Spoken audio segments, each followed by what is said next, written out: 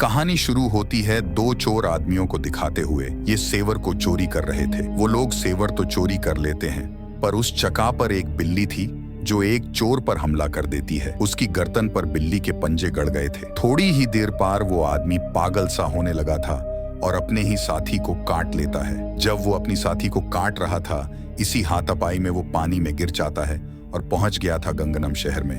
पर जब वो पानी से बाहर आता है तो पूरी तरह ज़ॉम्बी में बदल चुका था। वो अब शहर की तरफ निकल पड़ता है। इसके बाद हम हियून सुक नामती एक लड़के को देखते हैं जो सोकर उठा था और फ्रेश होकर अपने काम पर निकल जाता है। उधर दूसरी तरफ वो ज़ॉम्बी जो शहर में आ गया था, वो एक जानवर को मार कर खा रहा था। वो आदमी अभी पूरी तरह ज़ॉम्बी में बदला नहीं था। जब लोग उससे बात करने की कोशिश करते हैं तो वो भाग जाता है और टकराता है हियून सुक से। वो भी उस आदमी से बात करने ही वाला था, पर तभी उससे अपनी एक दोस्त नजर आती है जिसका नाम मिंजिंग था। उसको कुछ लड़के वहां पर तंग कर रहे थे। यहाँ पर हमें पता चलता है कि हियून सुक लड़ाई में काफी माहिर था। हियून सुक और मिंजिंग दोनों एक छोटे से ऑफिस में काम करते थे और जहाँ पर इन दोनों का ऐसा था, वो एक नए बिल्डिंग थी। उस बिल्डिंग की चेकिंग करने इंस्पेक्शन लेडी आती है। एक थोड़ी सी खडूस थी। दूसरी तरफ हम उस ज़ॉम्बी को देखते हैं जो शहर में आ गया था और उसकी नजर अब यूनसुक की ऑफिस की बिल्डिंग पर थी। टीवी में भी इस ज़ॉम्बी के बारे में बताया जा रहा था, जिसको देखकर यूनसुक ने पहचान लिया था। ये सब डर गए थे क्योंकि वो ज़ॉम्बी इनके एरिया में ही फिर रहा था। इंस्पेक्शन लेडी जब बाहर आती है तो बिल्डिंग में एक भगदड़ मची हुई थी। एक ऑफिस के अंदर से लोग भाग रहे थे। वो इंस्पेक्शन लेडी जब देखती है तो उसके तो पोश ही उड़ गए थे। उस ऑफिस में बहुत से लोग ज़ॉम्बी बन चुके थे। वो एक गार्ड को काट भी लेता है, पर इंस्पेक्शन लेडी बच गई थी। उधर वो गार्ड जो दरवाजे बंद कर रहा था, अचानक से एक ज़ॉम्बी उसके सामने आ जाता है और देखते ही देखती दर्जनों ज़ॉम्बी उसके सामने थे। सब उस गार्ड पर टूट पड़ते हैं और उसे मार देते हैं। उधर दूसरी तरफ इंस्पेक्शन लेडी सबसे मदद मांग रही थी, पर बिल्डिंग में कोई भी नहीं था। तभी वो यूनसुक की ऑफिस में पहुंचती है और सारी कहानी बताती है, पर कोई भी उसकी बात पर यकीन करने के लिए तैयार नहीं था। जो वो टीवी पर सबको गैंगनम ज़ॉम्बी दिखाती है। कहती है यही है वो आदमी जिसने सारी बिल्डिंग के इंसानों को जानवर में बदल दिया है।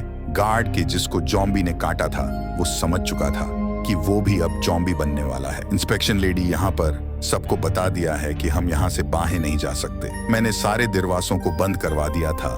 हम इस बिल्डिंग में फंस चुके हैं। तभी पीछे से गार्ड उस पर हमला कर देता है जिसके हाथ पर ज़ॉम्बी ने काटा था। वो भी अब पूरी तरह से ज़ॉम्बी बन गया था, पर हियून सुक उसकी मदद करने की कोशिश करता है, लेकिन ज़ॉम्बी ने उस लेडी को काट लिया था। मिंचिंग और बॉस जब बाहर आते हैं तो बाहर से एक ज़ॉम्बी इन पर हमला कर देता है। एक बार फिर बॉस अपनी जान बचाने के लिए मिंचिंग को ज़ॉम्बी की आगे फेंक दिया था, मगर सही वक्त पर ही यूनसुक आकर मिंचिंग को बचा लेता है और ज़ॉम्बी ने बॉस को ही काट लिया था। बिल्डिंग में हर तरफ अब ज़ॉम्बी ही ज़ॉम्बी थे।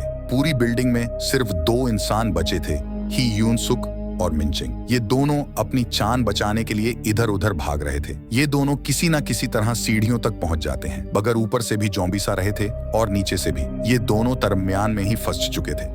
ये दोनों फर्स्ट फ्लोर तक पहुंच तो जाते हैं, पर वहां पर भी ज़ॉम्बीज थे। ये बचकर भागते हैं और कार पार्किंग एरिया पर आ गए थे। यहाँ भी चारों तरफ से ज़ॉम्बीज आ रहे थे। यूनसुक मिंचिंग को गाड़ी में बिठाकर गाड़ी को बंद कर देता है और खुद अकेला ही ज़ॉम्बीज से मुकाबला करने लगता है, लेकिन ज़ॉम्बीज गाड़ी के अंदर मिंचिंग को भी घेर लेते हैं। यूनसुक लड़के नड़ते गाड़ी के ऊपर चढ़ गया था, पर यहाँ भी इसके पीछे ज़ॉम्बीज आ रहे थे। यूनसुक उनसे बहुत लड़ता है। आखिर में सारे ज़ॉम्बीज यूनसुक के ऊपर चढ़ गए थे। यहाँ पर हमें देखकर ऐसा लग रहा था कि यूनसुक भी अब मर जाएगा, पर ऐसा नहीं था। सही वक्त पर मिंचिंग फायर एस्टिमेशन लेकर आ जाती है और सारे ज़ॉम्बीज पर स्प्रे कर कर यूनसुक से उन्हें दूर कर देती है। पर जब ये थोड़ा आगे जाते हैं तो आ जाता है गैंगनम ज़ॉम्बी, जो अब और भी सीधा ताकतवर हो गया था। जो यूनसुक पर हमला कर देता है, वो इसके हर वार का पलटकर वार कर रहा था। मार का भी उस ज़ॉम्बीज पर कोई असर नहीं हो रहा था। काफी देर तक यूनसुक गैंगनम ज़ॉम्बी से लड़ता रहता है। वहां पर इंस्पेक्शन लेडी आती है जो यूनसुक को काट लेती है।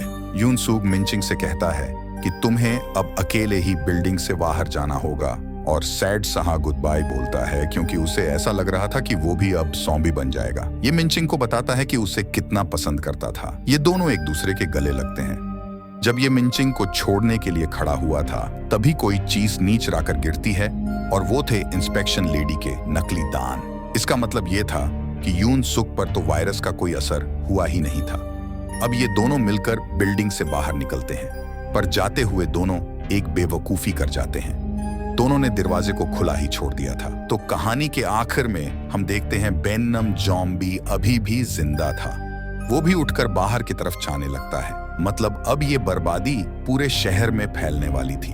अब शुरू होने वाला था ज़ॉम्बी एपोक्लिप। ये कहानी एक ऐसी लड़की के ऊपर आधारित है जिसकी शादी एक बुरे आदमी के साथ कर दी जाती है, जिसके बाद वो आदमी उस लड़की को टच तक नहीं करता। आगे उन दोनों के बीच में क्या क्या होता है वो हम आज की इस एक्सप्लेनेशन में देखने वाले हैं। मूवी के स्टार्टिंग सीन में हम कैथरीन नाम की एक लड़की को देखते हैं जिसकी शादी अलेक्जेंडर नाम की एक आदमी से हो रही थी। वैसे तो अलेक्जेंडर काफी अमीर था, लेकिन वो बहुत ज्यादा बूढ़ा भी था। लेकिन कैथरीन एक गरीब घर सी थी, जिसके वजह से उसके पापा लालच में आके उसकी शादी अलेक्जेंडर से कर देते हैं। अलेक्जेंडर से शादी होने के बाद कैथरीन को एक बहुत बड़े महल में ले जाया जाता है और इसी बड़े घर में अब कैथरीन को रहना था। उसके बाद रात में अलेक्जेंडर कैथरीन के पास आता है और वो कैथी को अपने कपड़े उतारने के लिए बोलता है। कैथी भी अपने पति अलेक्जेंडर की बात मानती है और वो अपने सारे कपड़े उतार देती है। लेकिन यहाँ पर सोचने बात ये है कि अलेक्जेंडर उसे हाथ तक नहीं लगाता और उसके बाद वो दोनों सो जाते हैं। अगले दिन हमें पता चलता है कि इतने बड़े